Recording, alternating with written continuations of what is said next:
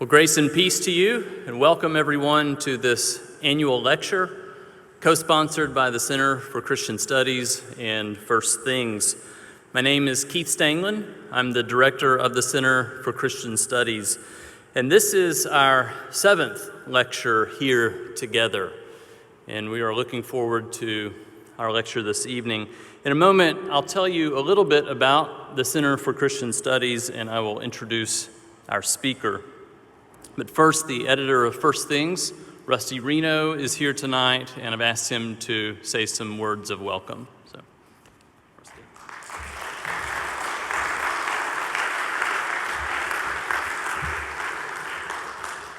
Well, it's great to be in the great state of Texas. I don't think we've ever had the lecture on 9/11, have we? We probably have, 22 years. So just to be mindful of that. Coming from New York City, so it's one's particularly aware. First Things is certainly a magazine. I hope that the room has many readers in it of First Things. And if you're not a reader, shame on you, you need to become one. It's a magazine, it's a publication, we have a website. But really, it's also a community of people that are held together by a common commitment. And when people ask me how Jews, Protestants, Catholics, Orthodox, the occasional stray Muslim that publishes on our pages, Shadi Hamid recently, what unites this group of people? And I think the answer is simple.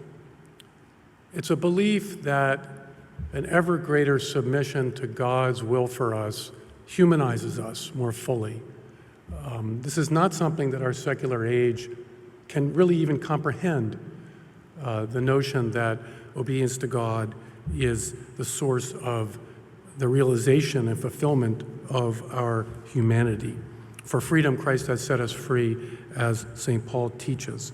So it's this gathering together under that common commitment that's so important, and First Things exists to sponsor that kind of community. It's intellectual, it's virtual, but also on occasions like this, it's actual, and that's one reason I'm so grateful to have the opportunity to partner with the Center for Christian Studies in order to put on this event, and we've done so successfully over the years, to bring us together so that we can ponder the challenges that we face in our society today and the deep resources that we possess as men and women of faith to meet those challenges. And it's also a pleasure to be in Austin, Texas. Austin has been a great source of support for First Things magazine. I think it was a couple of years ago in the living room of Sandy and Camille Kress that we hatched this idea of a Jewish Christian group to address pressing issues of our time. And it was their vision and their support that made that possible. And I just want to urge everyone here that it's your vision and your support, not just for First Things, but for many other organizations, including the Center for Christian Studies. It's your vision and your support that is the key to renewing the foundations for the flourishing of the next generation, the coming generations in our wonderful country. So thanks again, Keith, for co-sponsoring this with First Things and for all the work you do to make this happen every year.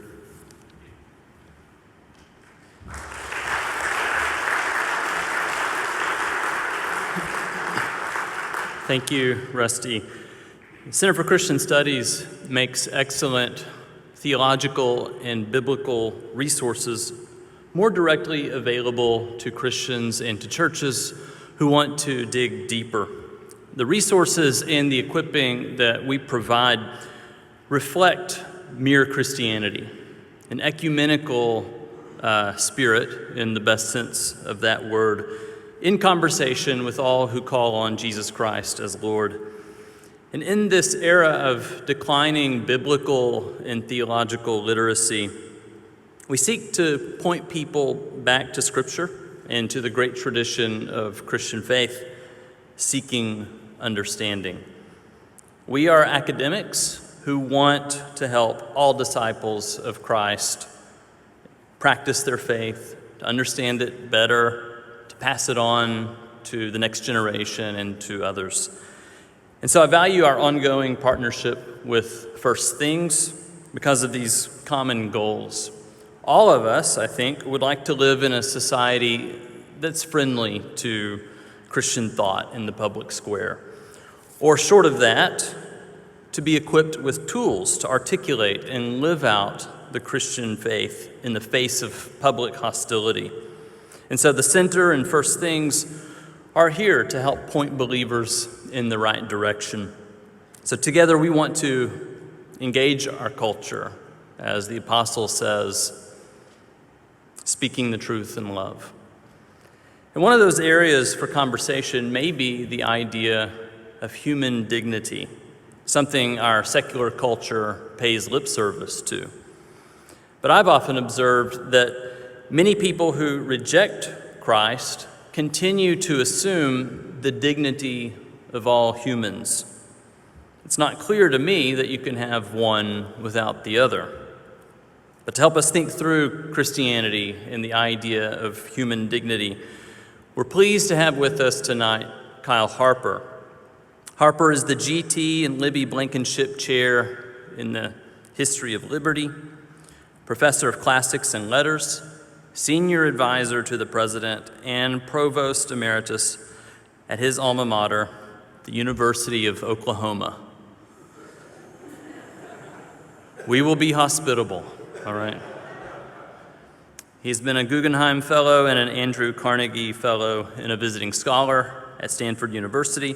He's the author of 4 books: Slavery in the Late Roman World, From Shame to Sin, The Christian Transformation of Sexual Morality, The Fate of Rome, Climate, Disease, and the End of an Empire, and Plagues Upon the Earth, Disease in the Course of Human History. So we're very grateful to have Professor Harper with us tonight. We look forward to his lecture now on Christianity and the idea of human dignity, and we will have moments for Q&A at the end of the lecture. Professor Harper.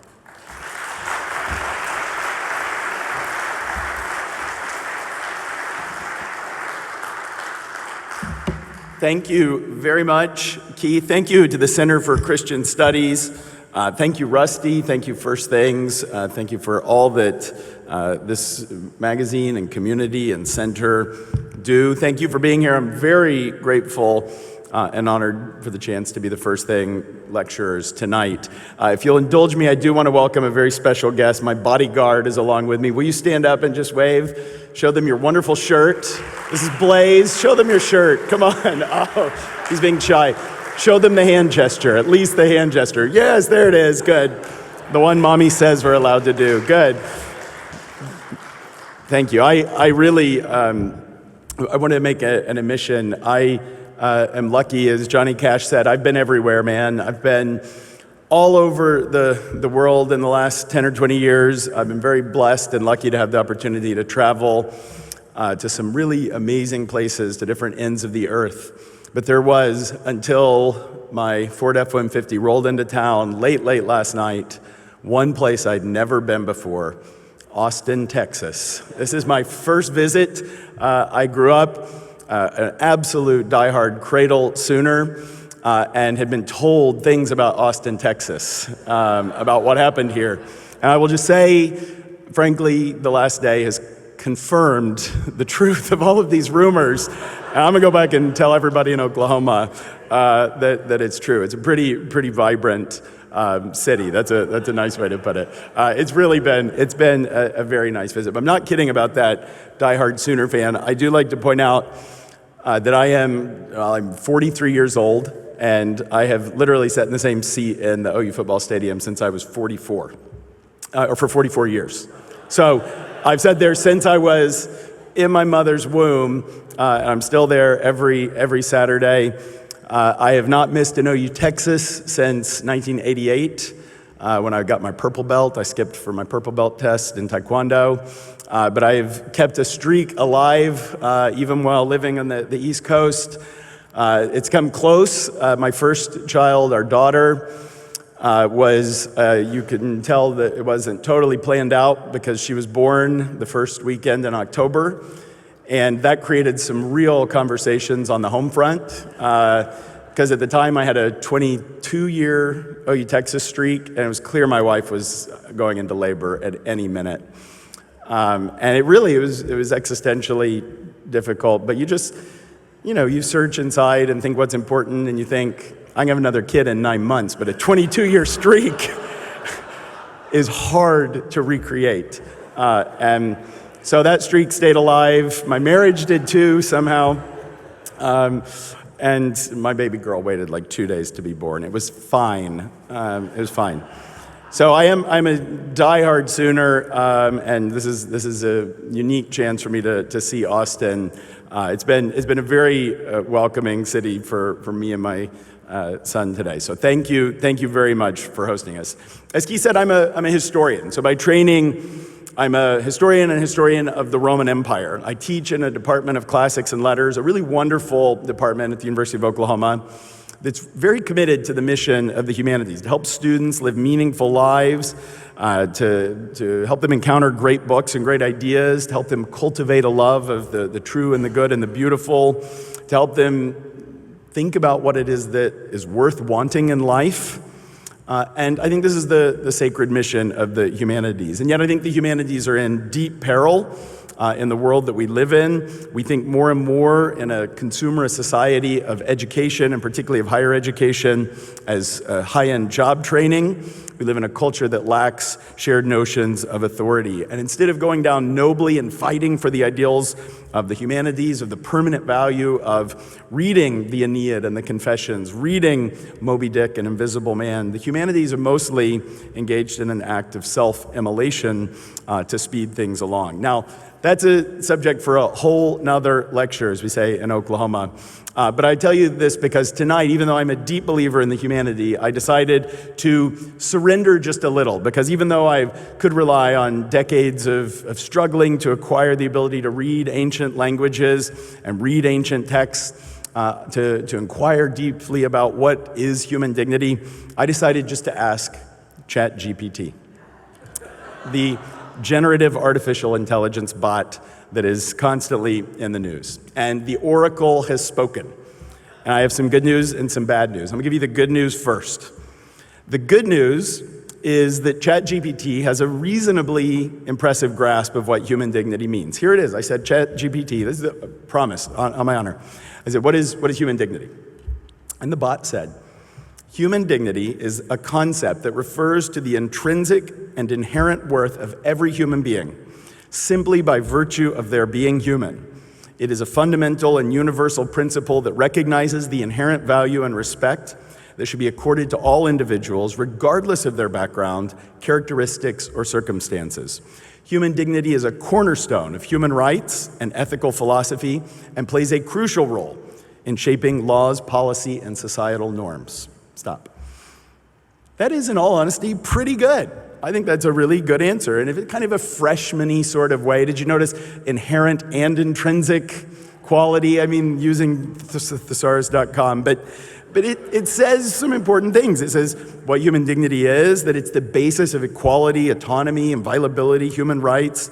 And so I would admit, if I was a professor and I got this from one of my students, I would probably give that an A. The ideas that it expresses, I think, really capture much of what's at the core. I would put it differently. I would say human dignity is the inherent worthiness of the human individual because they are the imago Dei, because they are the ends rather than the means of all of our actions, that they are the goodness of creation, the pinnacle, purpose, and protector of creation, affirmed and redeemed by the incarnation, and that even in its secularized form, much of the best of what happens in the modern liberal egalitarian project is rooted in this ideal of human dignity.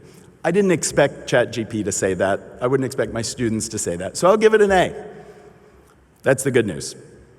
I told you there's bad news. And again, on my honor, this is verbatim what happened next. I typed in, will our computer overlords recognize human dignity? Now, I really, honestly, I expected, you've all played with this, right? Everybody's played with ChatGPT a little bit or heard about it. I thought it would say, look, I'm just a bunch of ones and zeros, and I'm not programmed to answer this kind of question. That's what I actually expected and hoped for. I won't play your game. Instead, in the iciest of cold language, here's what it said. The question of whether future artificial intelligence systems or computer overlords will recognize and respect human dignity is a complex and important one. The answer depends on various factors. It's important to note that the development and impact of AI are ongoing processes, and the future role of AI in society is still unfolding. Now, friends, that's called beating around the bush. If I ask my children, when I'm old and frail, will you love me? Will you take care of me? And they said the question of whether I will love you in the distant future is a complex and important one. The answer depends on various factors. I would be a little discouraged. I would say your inheritance depends on various factors. But in the case of the AI bot, I think we should be very worried about what to expect about its concerns, its values for human dignity. Maybe we should just pull the plug, but I think we all want self-driving cars, and so we can't afford to risk the future of our species, and we'll keep building them right here in Austin, as I've come to understand. But that's the future. Tonight, I want to look backwards. I'm a historian, and I want to talk about what I think are the origins of human dignity as a concept, as a way of thinking, as a way of acting about human values. Where does human dignity come from? Just in a basic sense, when historically did cultures start talking about the dignity of the individual? I think it's an enormous question, and I don't have the capacity to answer this. Is it a religious value? Is it a secular value? What I can hope to do, though, as a historian, is to put into the conversation a number of different texts that have been, I think, hiding in plain sight, things that people who are interested in this question have overlooked. And the very fact that some of these texts that I want to talk about and share are hidden and are less well known is itself interesting. And ultimately, to give away part of the answer, it's because much of the language and origins and first action around the ideals of human dignity doesn't appear in the canonical works of the philosophical tradition. It doesn't appear in speculative treatises about what is the human being, what should human rights be grounded upon. Instead, it's works that are grounded very, very close to practice, written by people who are as interested in what they do as what they think. Much of this discourse originates, in fact, in sermons, Christian sermons, that are very interested in the engagement with the world around them. Not simply about theory or about trying to provide a philosophical grounds for human rights, but in thinking about how to act in the real world as it presents itself to us.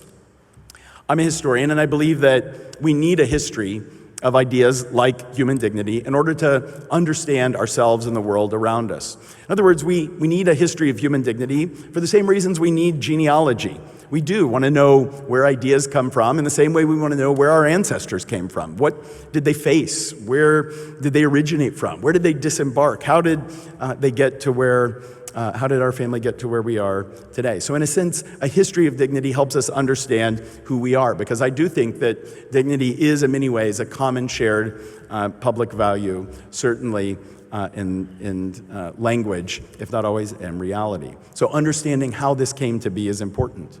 And secondly is because we don't just want a genealogy, but one of the gifts of history done right is that it helps make what seems familiar unfamiliar. It helps us realize that the way things are is not necessarily the way things have always been, and not necessarily the way they have to be. It helps us not take things for granted. In fact, in the case of human dignity, I think it may seem sometimes too obvious, too self-evident that we affirm, at least in notion, the dignity of every person. In reality, the origins of human dignity lie in a radical and even revolutionary proposition. And I think it's important to establish, as a matter of the simple empirical record, that the idea was first clearly and vociferously expressed by people working in a theistic tradition. and more specifically by Christian church fathers, and more specifically in the 4th century. So I want to explore that history in order to remind us that it's not always been the way the world is, that it's the result of specific people and specific ideas that we can root in space and time.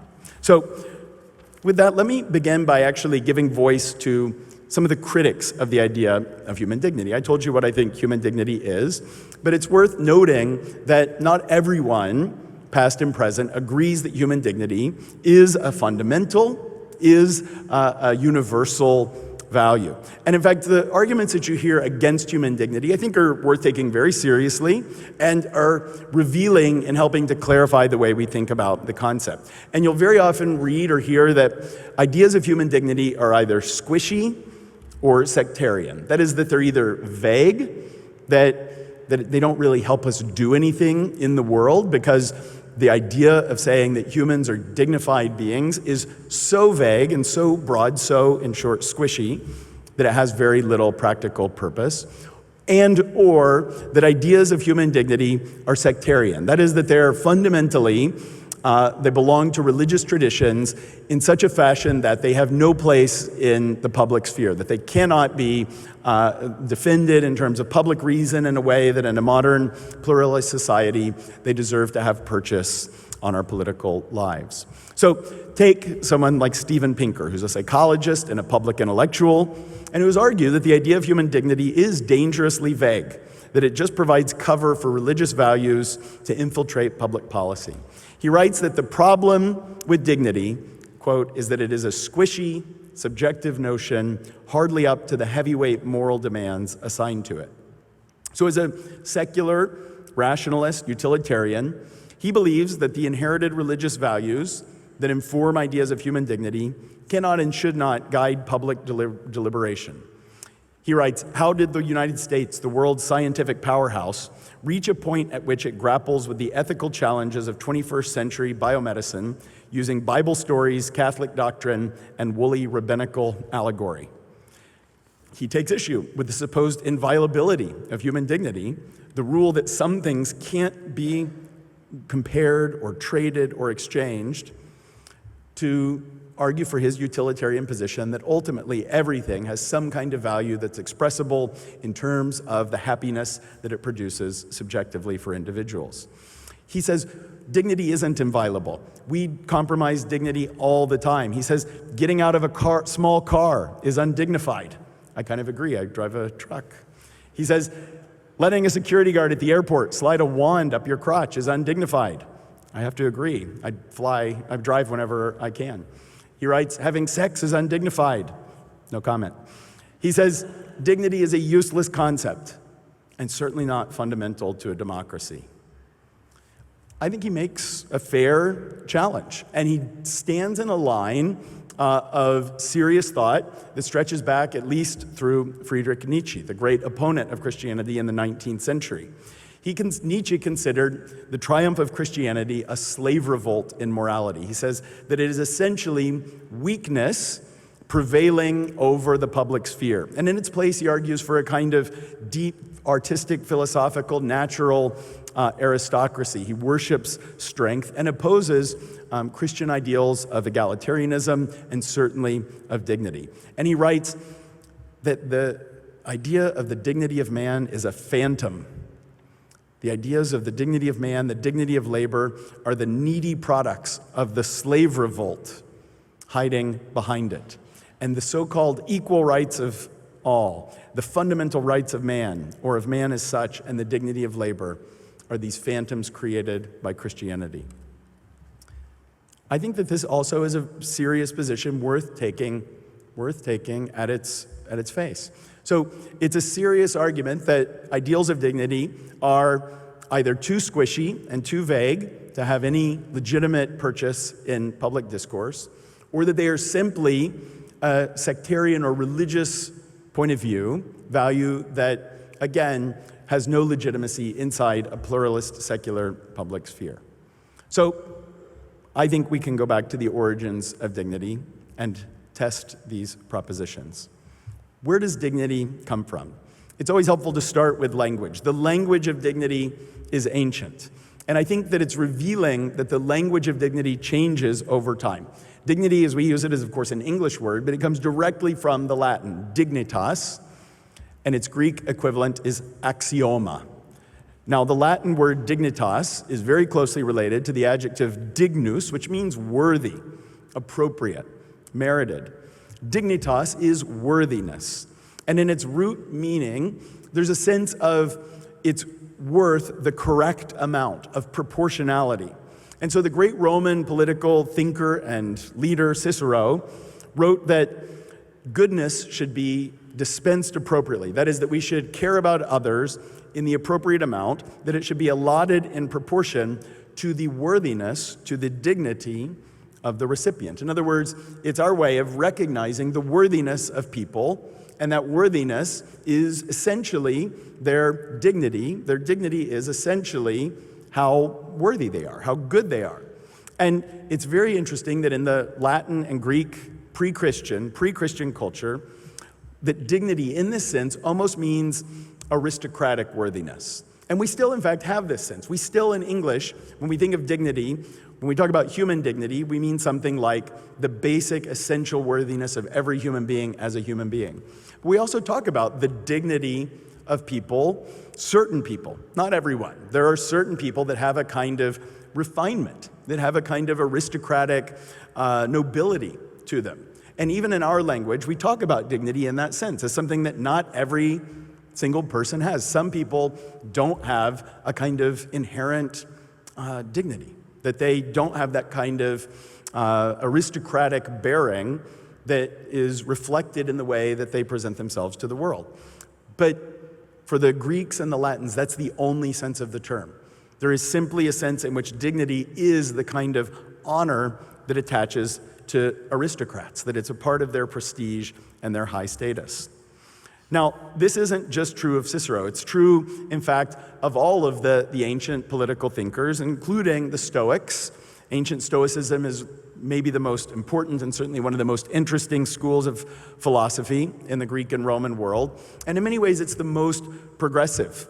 It's the most attuned to our own modern shared sentiments.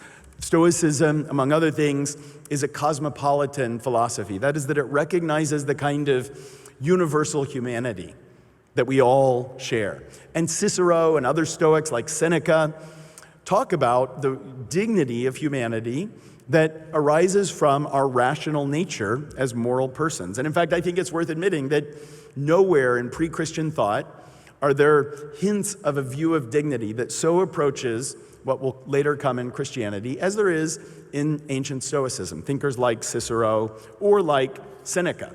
So Seneca very often talks about the kind of inherent potential for virtue in all humans. And I think that universalism of Stoicism is in many ways a step towards a more Christian worldview, a more Christian ideal of dignity. And yet, when Stoic authors talk about human dignity, it is still always within a framework that reflects the reality of the hierarchical society that they live in. One where dignity is assumed to be allotted in gradations, where some people have and deserve more dignity than others.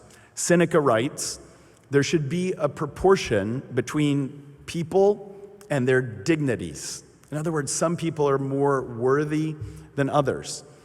Even in his most egalitarian passages, where Seneca talks about all humans having reason and the capacity for moral action, Seneca contrasts universal moral personhood with his ideal of dignity. He writes, in other matters, there are vast differences of dignity and nobility, but virtue is open to all. She disdains no one who judges himself worthy of the exercise of virtue. It sounds egalitarian.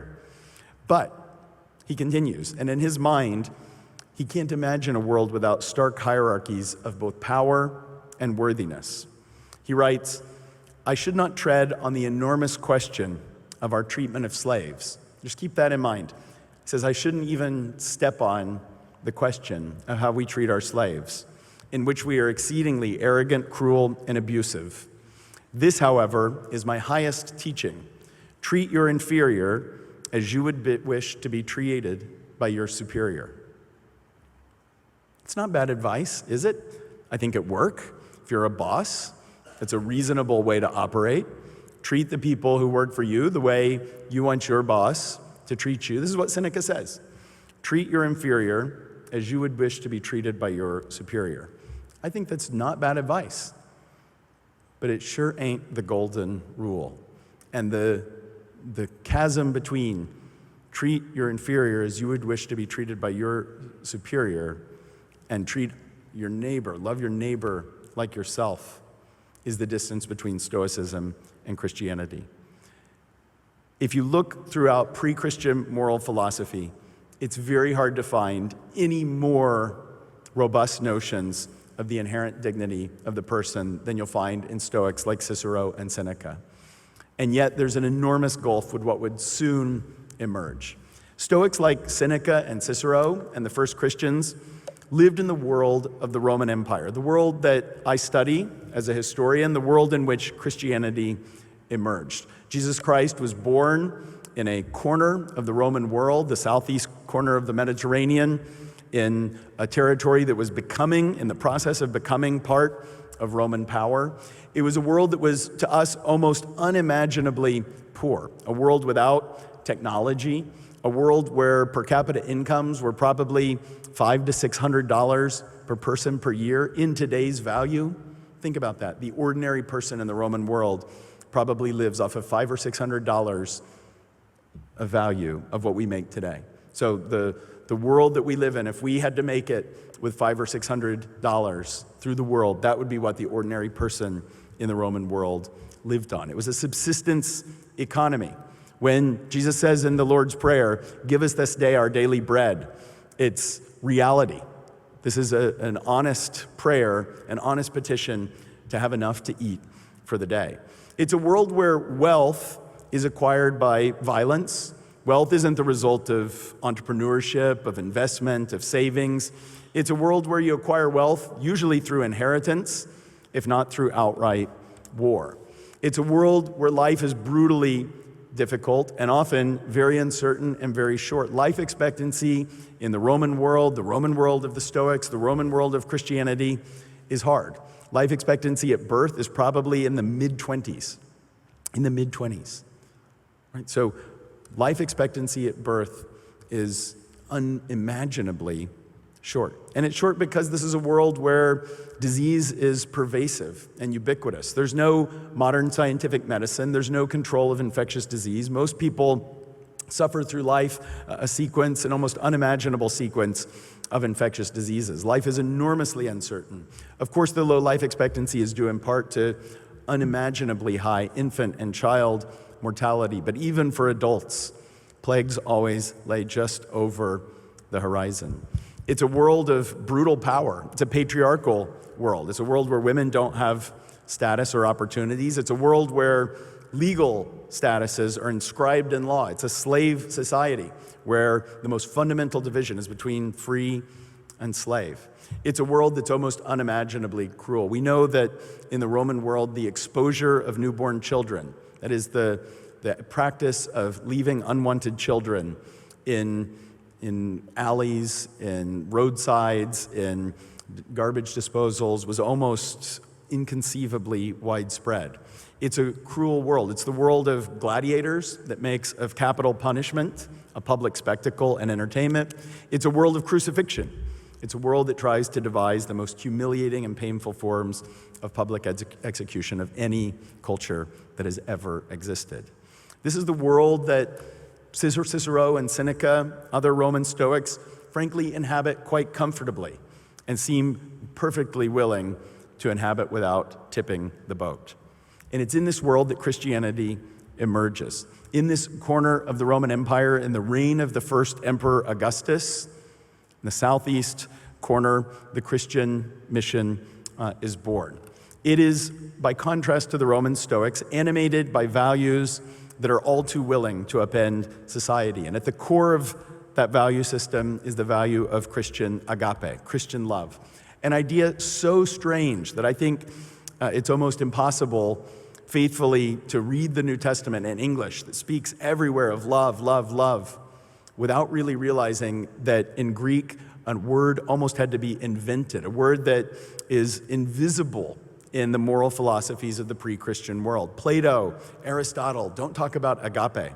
The idea of Christian love, of sacrificial love, is so alien to the culture around it. It's the agape love of the Good Samaritan, of the father of the prodigal son, of John, the Gospel of John 3:16, of the creator who had so much agape for the cosmos. I'm sorry, I know I'm in a football state. You remember when they used to put John 3:16 on signs at football stadiums?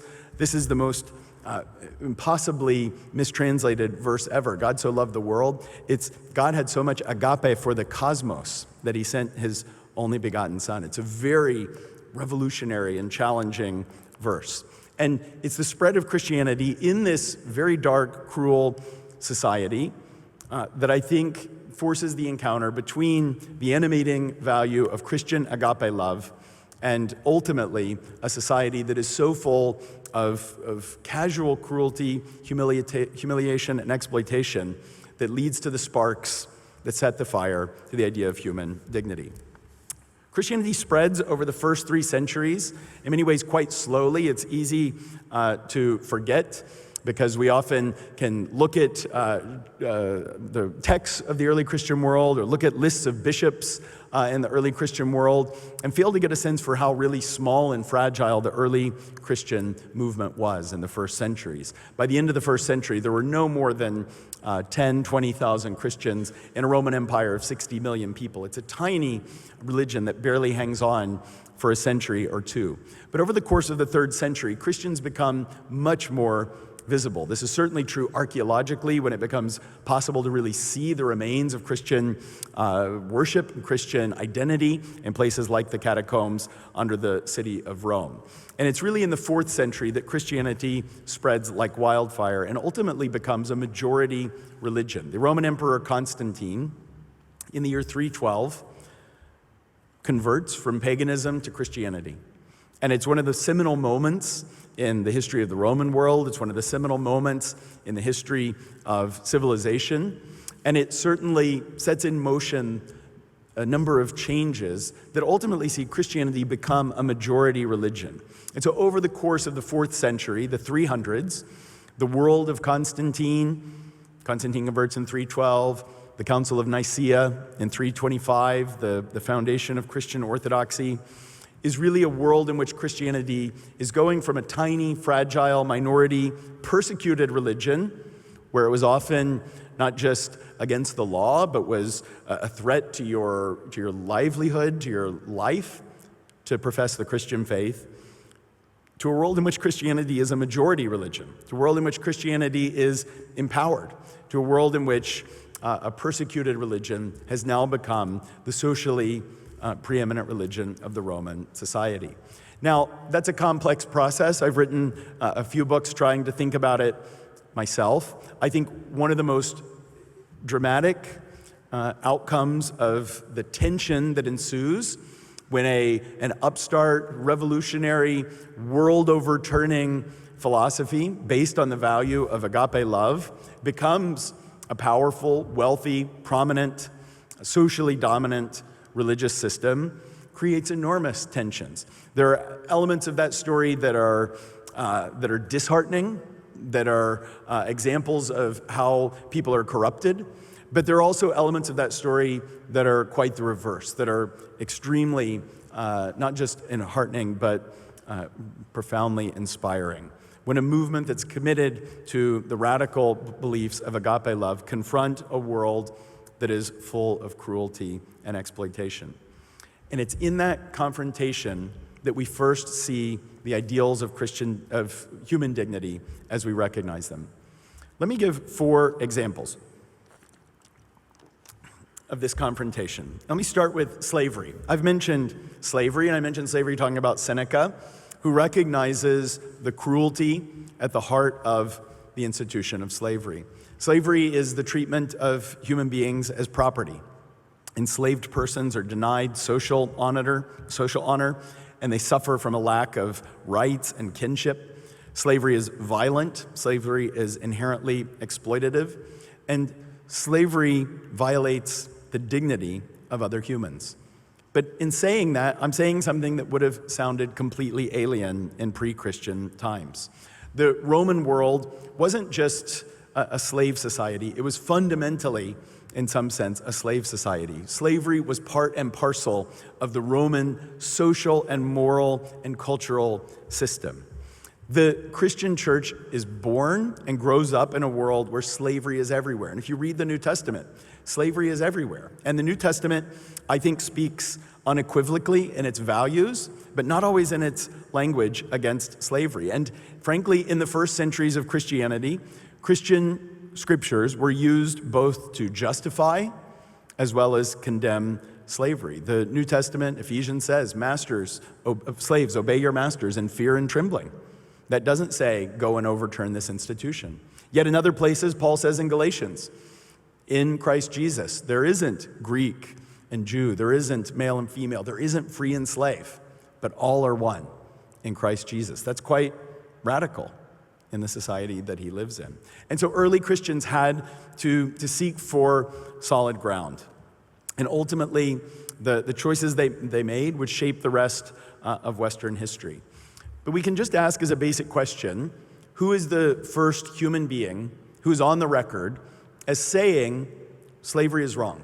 It's a really simple question. Who's the first person who ever said on record, slavery is just fundamentally wrong? And I don't care what arguments you come up with to justify it, they're wrong. We know the answer to that question. He lives in the 4th century. He's a Greek church father named Gregory of Nyssa. The context of his life and his career is significant. He belongs to a really crucial generation of Christians who grow up in the Eastern Roman Empire, in the generation after Constantine, in the generation after the Council of Nicaea. He's a crucial generation because he, in many ways, is educated in the ways that the ancients had been educated for centuries. He knows Plato backwards and forwards, and he's a Platonist philosopher. He goes to college, effectively, at Athens, which is still the great center of learning. And his intellectual career really is usually thought of, he's one of the greatest theologians of all time, who helps bring Platonic philosophy and Nicene orthodoxy into harmony. And for that, he's justly famous. What fewer people know is that this same philosopher, Gregory of Nyssa, whose theological works are very often read, is also the first human being on record to say, in a sermon that survives on the book of Ecclesiastes, that slavery is inherently unjust. He's the first person who just doesn't equivocate, who just says there is no way that you can make this just. He writes, if a man makes that which belongs to God into his own private property, allotting himself sovereignty over his own kind, and thinks that he's the master of men and women, what could follow but an arrogance exceeding all nature from someone who sees himself as something different from the ones that he's ruling? He says, you cannot get away with this. He says, do you condemn human beings to slavery who by their nature are free and autonomous? And he doesn't equivocate. He doesn't attack slavery in passing, but he goes on and on. He must have made the people listening to him extremely uncomfortable. There were certainly people who are sitting there listening to this sermon who are sitting next to their slaves, or who go home and get meals cooked by their slaves, or who go home and count their wealth that's made by their slaves. But he looks at them and he says, how much did their moral freedom cost? How many obols, how many dollars did you pay for the Imago Dei? Tell me about the contract that you signed. How many dollars did you pay for someone made in the image of the God-formed man? He spells it out unambiguously.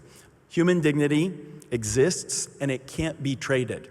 And the inherent core, the very center of slavery, treating a human being as property, violates human dignity because you're buying and selling the human nature that God created. It's an amazing sermon.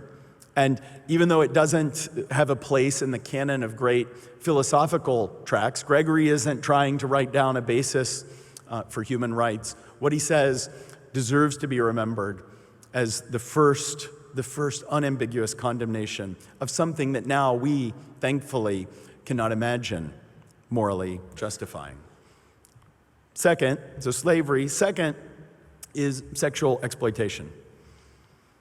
We need to admit that sexual exploitation was also at the heart of the Greek and Roman way of life.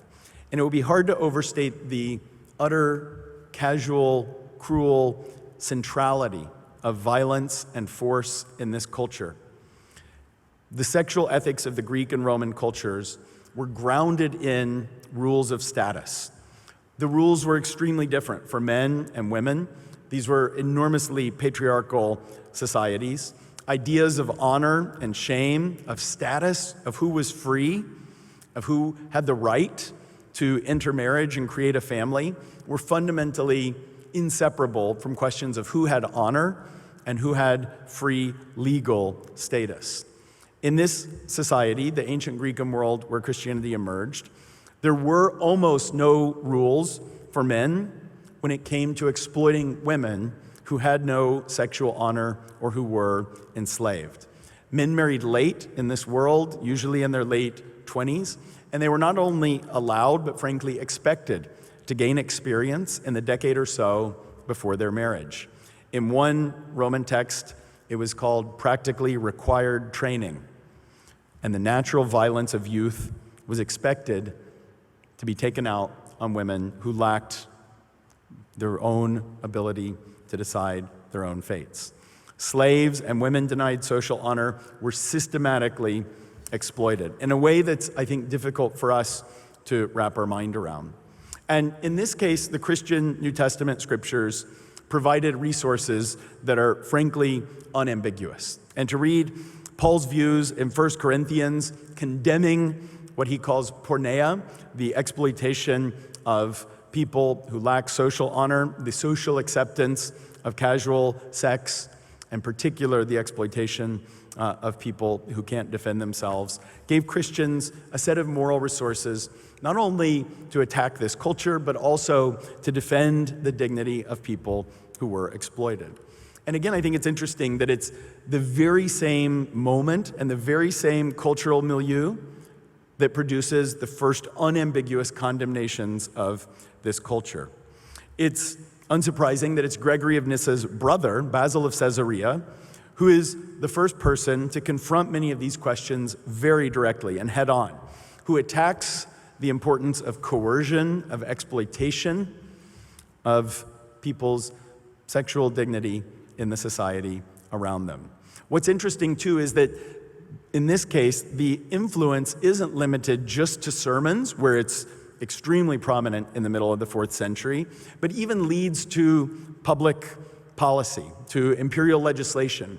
In the 5th century, the Christian Roman emperors start to pass a series of laws which make it illegal to prostitute enslaved women and provide resources, including resources to appeal to the church, to women who are being exploited because they are enslaved. In a world where slaves have effectively no rights and no recourse to defend their honor and dignity, this created a public mechanism by which women who were exploited could appeal. So it's a really amazing moral change that has very real practical impact. So slavery, exploitation, poverty.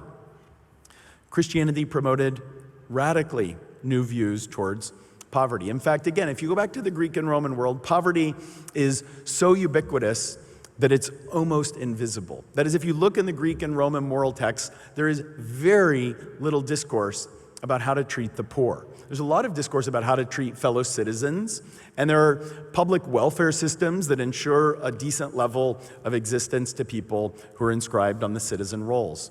But there's very little moral attention given to the poor. This again changes in the 4th century, and it changes at the moment at which Christian priests and bishops find themselves in positions of leadership and authority. The Christian duty to love others, including the poor, created a new model of human solidarity. And in fact, in a sense, we can see the emergence of certain ideas about human rights in the attention that's given to Christian leadership, by Christian leadership, to the poor in the 4th century.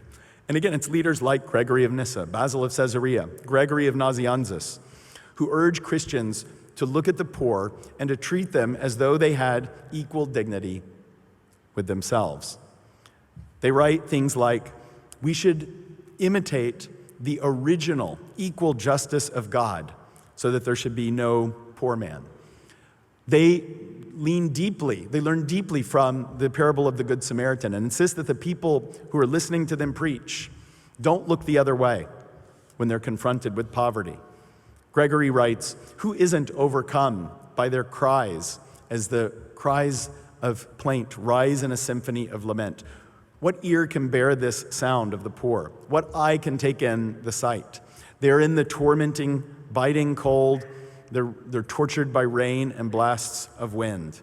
Look how they suffer, and they suffer wretchedly. Our brothers in God, whether you like to see it or not, their nature is the same of ours. They are formed of the same clay from the time of the first creation, who have the same portion of the image of the image of God, just as we do, and keep it perhaps better, even though their bodies may be wasted by poverty. Will we neglect them, or will we walk on by? He talks about specifically the dignity of the poor. He says, do not have contempt for those who lie on the road as of though they were of no worth. Learn who they are and you will discover their dignity, their axioma. They have put on the personhood of our Savior. The one who loves humanity gave to them his own person to forestall those who lack sympathy or hate the poor. It's a really amazing claim. And again, there's something radical and incomparable about anything you can find in pre-Christian philosophy. Cicero and Seneca talk about being generous, but they don't come and get in their listeners' faces and tell them, why are you walking on by? Don't you know that the person there on the road who's hungry, who's suffering, has the same portion of the image of God as you do, who has the same dignity as you do? It's a complete new use of the language. And finally, quickly, physical suffering, disease, a fourth arena where the casual cruelty of the Greco-Roman world was a sudden challenge to a church that now finds itself in a leadership position in this society. It's a world where there's very little recourse to physical suffering. There's no painkillers or anesthetics that work in this society. There's no treatment for infectious diseases. There's no vaccines. There's no antibiotics. Diseases like leprosy that are chronic infections, that are horrific, disfiguring diseases, were often met with indifference or worse in ancient society. People who suffered were cast out, shunned, or at best simply left to suffer. But the Christian attitude towards disease and health was one of engagement, of orientation towards the world, and explicitly grounded in Christian ideals of agape love and their translation into notions of respect for the human dignity of others. Again, this wasn't a theoretical issue. Christians weren't writing abstract moral philosophical treatises about rights and dignity.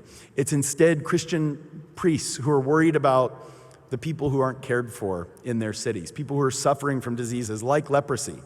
And their response isn't primarily theoretical. They wouldn't have taken pride in the fact that they created a new way of using the language of human dignity. They took pride in the things that they did. They built hospitals. They gave their own resources and treated people who were suffering like they were their own family. They didn't fear those who society had outcast, those who suffered from diseases like leprosy. They said we need to recognize their dignity and act accordingly. So in short, Christian ideas of sacrificial love that implied an obligation to care for others, to care for those who were exploited, to care for those whose bodies were used, to care for those who were in want, to care for those who were physically suffering, translated into kinds of thought and to kinds of expression, and above all, into kinds of action in the 4th century that had no precedent, no script, no model in the Greco-Roman society that they inherited. I think this is a history that matters. I think it's important for us to know this genealogy when we see an idea like human dignity that is in many ways at the foundation of the liberal revolutions, the claim that all humans have equal rights, that is expressly used as a foundation for something as important as the Universal Declaration of Human Rights. It's important to know the backstory. Where did these ideas come from? They materialize in the charters of the modern world, but their history is more ancient, but their history is not eternal. It doesn't go back to the beginnings of time. It's a history that the Roman and early Christian chapter, in which the Roman and early Christian chapter is fundamentally formative. So it's a genealogy we ought to know. And I think it's a history that should defamiliarize this concept a little bit for us. When we hear talk of human dignity, we shouldn't take for granted that it has to be this way and that it will always be this way. If the foundations of the idea are taken away, then maybe the value in the idea itself goes away. So it can help us not take it for granted. But I also think that it can be a resource, an inspiration. In a time when we live in a world that's challenging, a world that is in many ways depressing, a society that is wealthier than any that has ever existed in the history of the universe, but where we suffer from declining life expectancy because of deaths of despair, where our politics are deranged, where our greed is leading us to consume a planet in an unsustainable fashion, there's a deep hunger for deeper values, values that go beyond our respect for autonomy, that go beyond thinking about distributive justice, and that it get at something deeper. And I think that this inspiring idea of respecting the dignity of all humans might provide that kind of inspiration.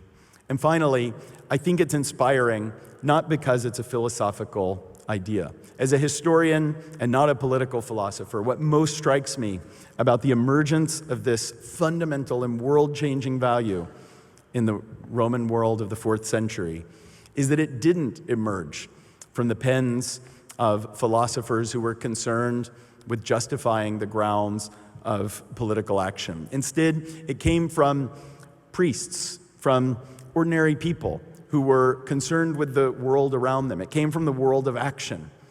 In other words, their witness came from doing something, not from just thinking or talking about it. I think that's a challenging ideal, certainly for me, but maybe one that can provide inspiration and resources for us in the world that confronts us.